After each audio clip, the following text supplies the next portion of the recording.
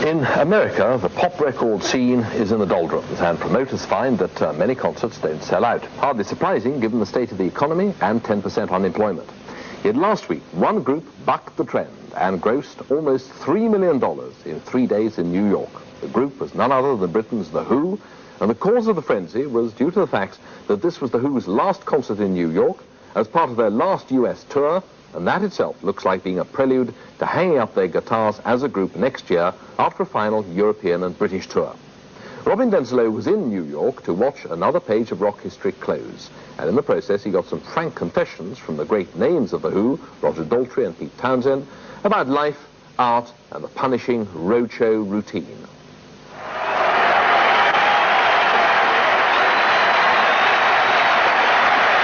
If you're going to say goodbye to New York, you might as well do so in style.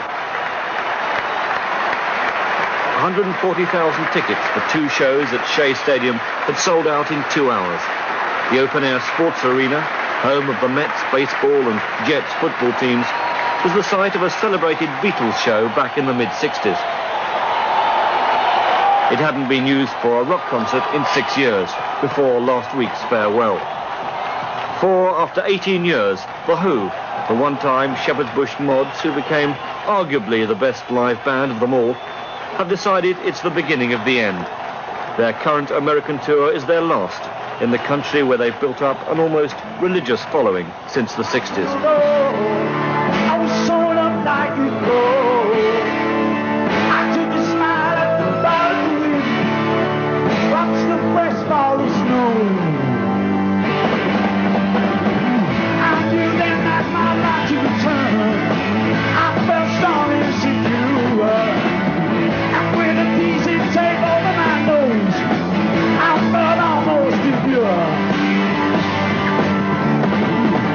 The flash is the disco, with the flashing trash bags.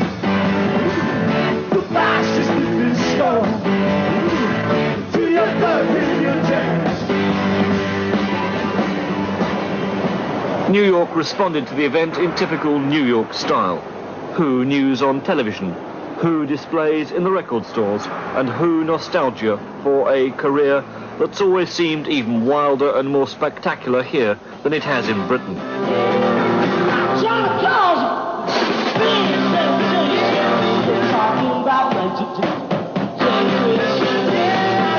For Americans, they were nothing to do with London youth culture, mods or pop art.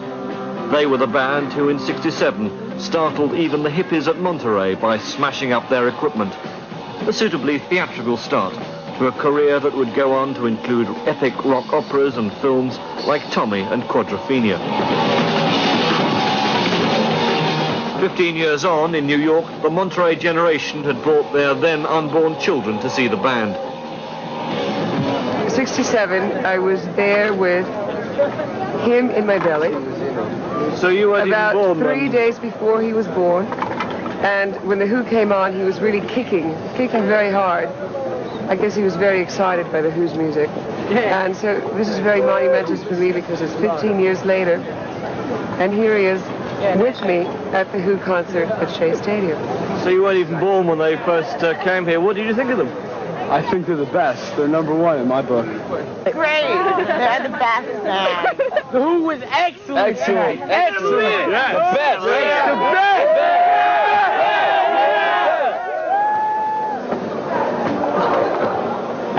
best. Pete Townsend, guitarist, songwriter, and the elder statesman of British pop music, is now 37.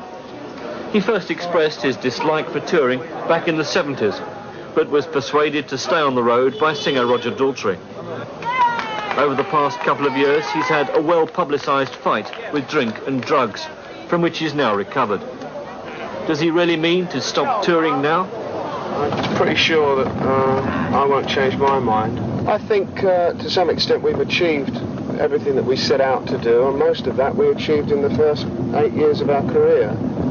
And then we sat back and quite rightly started to get paid for what we did in the first 8 years of our career, and to some extent that's what we're doing now. We're going out and playing to audiences that are coming to see us for what we've done in the past.